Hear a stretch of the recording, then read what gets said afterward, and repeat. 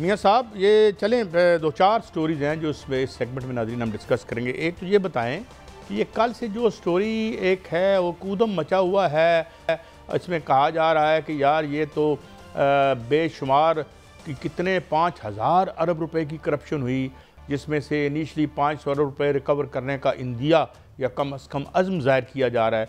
और इसमें ये अपना जो ब्यूरोक्रेसी और इसमें मुबैना तौर पर कुछ सियासतदान भी शामिल थे, ये बताया जा रहा है। लिस्टें बन रही हैं। उधर ख्वाजा आसिफ साहब ने भी कह दिया है जी कि वो पुर्तगाल में ये न जाने कहाँ पे जो है कल कोई बंदा पुर्तगाल से भी तो यहीं वापस न बुलवाना पड़ जाए मलिक रियाज साहब की तरह। क्या पता होता है वक्त बदलने का, बदल सकता है वक्त। तो मियाँ साहब पहले तो ये बताएं ये क्या स्टोरी है, फिर और भी बहुत सी स्टोरीज हैं। ये भी बात करेंगे कि वो जो बड़े आरओ थे सियालकोट वाले, जिन्होंने बड़ा माशाल्लाह पूरे पाकिस्तान की तरह शफाफ इलेक्शन सियालकोट में भी करवाया था, वो क्यों पकड़े गए हैं। ये सारी बातें, मगर पहले ज़रा इन पर आ जाएँ। ये जो लोग हैं जिनके बारे में लिस्टें बन रही हैं।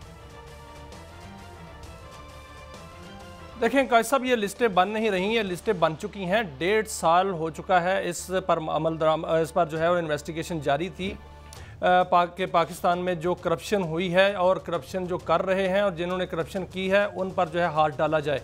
इससे पहले आपने देखा कि जितने भी केसेस बनते थे उनको सियासी पॉइंट स्कोरिंग पर जो है वो तोला जाता था और कहा जाता था कि ये सियासी तौर पर केस बनाए गए हैं, इंतकाम पर केस बनाए गए हैं। लेकिन इस दफ़ा ऐसा नहीं हुआ। आपको याद होगा कायद साहब, ये खबर हमने दी थी कि बहुत से इदारों में बहुत से इंटेलिजेंस के जो लोग हैं उनको तैनात किया गया है। तमाम तर सबूत जो हैं वो इकट्ठे कर लिए गए। उसमें ब्यूरोक्रेट्स भी हैं, सियासतदान भी हैं, ताजर भी हैं, कुछ ऐसी मछलियाँ हैं जो बहुत बड़ी मछलियाँ हैं जिनमें रियल स्टेट के लोग भी हैं और उनमें सनतकार भी हैं। वो सनतकार नहीं जिन्होंने जो है फेयर तजारत की है, वो नहीं उसमें, लेकिन वो जो जिन्होंने मुल्क का टैक्स चोरी किया, वो लोग जिन्होंने मनी लॉन्ड्रिंग की, वो लोग जिन्होंने करप्शन की, वो लोग जिन्होंने ज़मीनों पर कब्जे किए, और ये तमाम लोग जो हैं उनका बाकायदा तौर पर लिस्टें बन चुकी हैं। और इसमें कुछ ब्यूरोक्रेट्स के जो हैं रेफरेंस भी तैयार हो चुके हैं। वो एक रेफरेंस दायर भी हो चुका है और चंद दिन बाद जो है वो उसको मंजर आम पर भी आ जाएगा। और इस हवाले से कुछ मुबैना तौर पर सियासतदान भी हैं जिनके नाम जो है बाकायदा तौर पर उस लिस्ट में शामिल हैं और उनके जो नाम इन तमाम जो जितनी लिस्ट बनी है इनके नामों के जो इनके नाम जो है ECL में, स्टॉप लिस्ट में और दीगर लिस्ट में जो डाल दिए गए हैं ताकि इनमें से कोई भी बैरून मुल्क ना जा सके और इन पर बाकायदा तौर पर नज़र रखी जा रही है। और जैसे ही ये जो एहतसाब का अमल शुरू होगा, और ये एहतसाब का अमल जो है वो अगस्त के बाद शुरू होने जा रहा है और बहुत जल्द इस पर जो है अमल दरामद शुरू होने जा रहा है और उसके बाद जो है वो एक एक करके ये केस सामने आएंगे और इसमें कोई ये नहीं कह सकेगा कि मेरे खिलाफ जो है इंतकाम लिया जा रहा है। जिस तरह मलिक रियाज का केस है, कायद साहब इसको एक मिसाल बनाया जा रहा है। मैं उस पर आरओ की तरफ दोबारा आता हूँ क्योंकि जो मलिक रियाज है उसकी आज जायदादें जो हैं वो नीलाम कर दी गई हैं। 3 जायदादें नीलाम हो चुकी हैं। 3 जो हैं उस पर बोलियां उस तरह नहीं आई थी जिस तरह बोलियां के लिए रकम लगाई गई थी, वो उसकी तारीख जो है दोबारा अनाउंस की जाएगी। अब जो मलिक रियाज का केस है उसमें मनी लॉन्ड्रिंग का अंसर जो है वो बड़ा अहमियत इख्तियार कर गया है क्योंकि अरबों खरबों रुपए की मनी लॉन्ड्रिंग हुई है और ये भी तहकीकात शुरू की जा चुकी हैं कि जो कराची बहरिया है उसमें उसके मामले में भी मनी लॉन्ड्रिंग हुई है और वहाँ से लांचों के ज़रिए पैसा जो है बाहर गया है। और यहाँ पर जो 2 दिन पहले छापा पड़ा था, यहाँ से भी बहुत से शवाहिद जो है मिल चुके हैं और इसके पीछे कुछ, मैं ये बड़े भारी दिल से कह रहा हूँ, कुछ मीडिया पर्सन जो है उनके भी नाम जो है वो सामने आएंगे। वो क्यों? वो भी इससे फायदा मीडिया का क्या ताल्लुक और वो भी बहुत जल्द जो है वो लिस्टों में उनके भी नाम है। नहीं, मीडिया का क्या ताल्लुक इनसे मियां साहब? देखें कायद साहब, इसकी पुष्टपनाही तो हो सकती है ना, वो पुष्टपनाही होती रही है मीडिया पर्सन्स की जानिब से। वो कुछ नाम है, मैं उनका नाम नहीं लेना चाहता, लेकिन वो बहुत जल्द जो है वो नाम सामने आएंगे और वो भी लोग जो है वो आवाम देखेगी कि जिनका हम भाषण सुनते थे उनके नाम असल में उनका जो है वो किरदार क्या था। ये नाम भी सामने आ रहे हैं, लेकिन जो कोई फायदे उठाया लोगों ने, कल भी बताया था कि 70 से ज़ायद जो है शख्सियात इसमें जो मीडिया के लोगों ने कोई फायदे उठाए थे खुदा न खास्ता? जी कायद साहब, डायरेक्ट फायदे भी उठाए, इनडायरेक्ट फायदे भी उठाए, पुष्टबनाई भी की। ये तमाम चीजें जो हैं वो सामने आ रही हैं।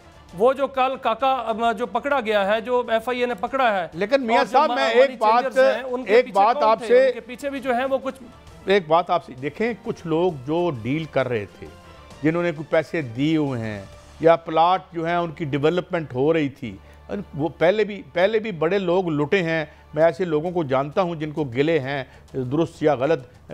मलिक रियाज साहब को मगर कौन, he was untouchable a few months ago, you know. And अच्छा, क्या पता होता है वक्त बदलने का। तो जो बेचारों की इन्वेस्टमेंट है वो तो महफूज रहेगी ना, जिनकी इन्वेस्टमेंट रादर अभी दरमियान में है, जिनके प्लॉट डेवलप नहीं हुए, तो क्या उनका ख्याल रखने का भी कुछ सिलसिला है? ये वो भी बेचारे साहब, इस पर पूरी तहकीकात हो रही हैं। इस हवाले से जो फ्रांसिक ऑडिट है काजी साहब, वो शुरू हो चुका है। किसने इन्वेस्टमेंट की थी, कितनी इन्वेस्टमेंट की थी, कहाँ की थी, किस पैसे से की थी, वो सारी के सारी तहकीकात हो रही हैं। इसमें मैं जो देख रहा हूँ वो बहुत बहुत बड़े नाम फंसते हुए नजर आ रहे हैं, और वो फंस चुके हैं। क्योंकि जो मलिक रियाज है उसने बहुत कोशिश की दुबई छोड़ने की, उसने माल्टा जाने की कोशिश की, उसने तुर्किया जाने की कोशिश की, किसी ने उसको जो है वो घास नहीं डाली। वहाँ पर जो पैसा पहुँचाया गया वो भी उन्होंने मशकूक ट्रांजैक्शन जो है वो उसको करार दे दिया है कि ये मनी लॉन्ड्रिंग तो नहीं है, उस पर भी तहकीकात हो रही हैं। वहाँ से भी जो अगर पैसा पकड़ा गया तो वो पैसा भी पाकिस्तान में आ जाएगा, जैसे 190 मिलियन पाउंड आया था, इस तरह पैसे जो है वो पाकिस्तान आने शुरू हो जाएंगे। क्योंकि जो मनी लॉन्ड्रिंग की गई है वो पुर्तगाल में की गई है, वो जो यूरोप के मुल्क में की गई है, माल्टा में की गई है, तुर्की में जायदादें बनाई गई हैं, तुर्की में बहुत से मामला मशकूक है। साहब वो जो 190 मिलियन था, जा रहे हैं, वे जो 190 मिलियन था वो तो हमें पता है ना मियां से इनकी और लंदन में किसके साथ डील हुई थी।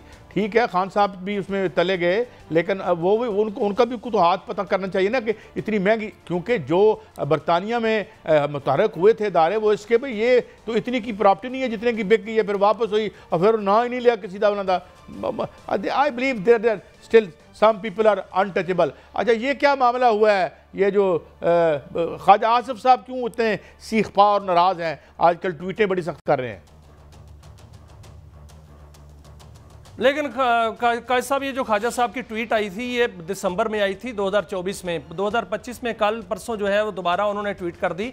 इस पर ब्यूरोक्रेसी जो है बड़ी नाराज़ है, ब्यूरोक्रेसी ने जो है वो बड़ा नाराज़गी शो की है।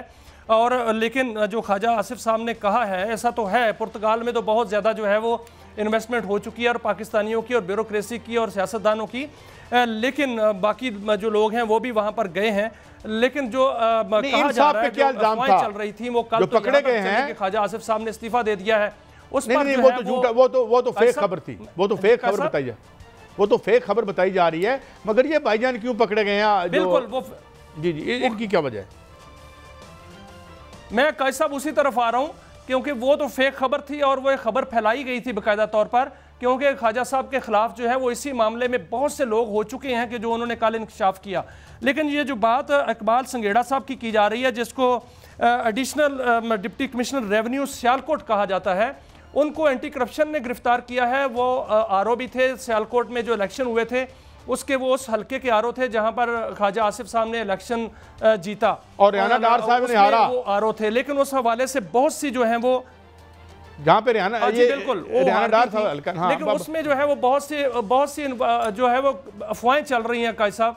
लेकिन इकबाल संगेड़ा साहब जो हैं उनके खिलाफ करप्शन के इल्ज़ामात हैं, उनको गिरफ्तार किया गया है, और उनके खिलाफ ये भी पता चला है कि उन्होंने बड़ी जो है वो मशकूक ट्रांजैक्शन जो है वो की हैं, और ये भी पता चल रहा है कि शायद उनकी भी जो सरमाया है वो पुर्तगाल गया है। अब ये तहकीकात हो रही है, लेकिन ख्वाजा आसिफ साहब के हवाले से जो चीज़ें चल रही हैं वो सारी की सारी अफवाहें हैं, और वो बिल्कुल उसकी तरदीद हो चुकी है कि ना उन्होंने इस्तीफ़ा दिया है और ना ही उनका इससे कोई ताल्लुक़ है। लेकिन इकबाल संगेड़ा साहब जो हैं उनके हवाले से ये कन्फर्म हो चुका है कि उनको गिरफ़्तार कर लिया गया है और उस पर तहकीकात चल रही हैं। जो उसमें आएगा ज़ाहिर है वो शिकंजे में आ जाएगा।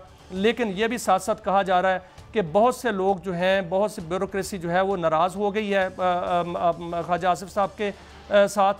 हो सकता है कि आने वाले दिनों में ख्वाजा आसिफ साहब पर भी कोई ऐसे ये नाज़रीन हमारा